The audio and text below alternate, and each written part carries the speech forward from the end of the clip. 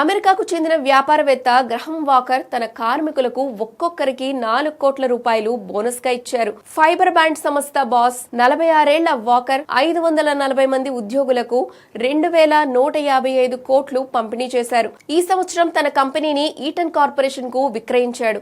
అయితే ఉద్యోగుల కోసం ఆదాయంలో 15% కేటాయించి వారికి వాకర్ తన కంపెనీని విక్రయించడానికి అంగీకరించలేదు. ఈ కొనుగోలు ఒప్పందం ప్రకారం రానున్న 5 ఏళ్ల కాలంలో ఆ సిబ్బంది ఒక్కొక్కరికి సుమారు 4 కోట్ల మేర అందుతుంది.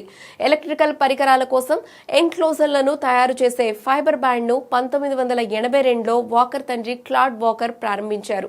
1998లో ఫ్యాక్టరీ కాలిపోవడం నుంచి .com బబుల్ సంక్షోభం వరకు ఫైబర్ బ్యాండ్ ఉద్యోగుల ఒడిదొడుకులను ఎదుర్కొని విధేయతతో మనుగడ సాగించగలిగింది.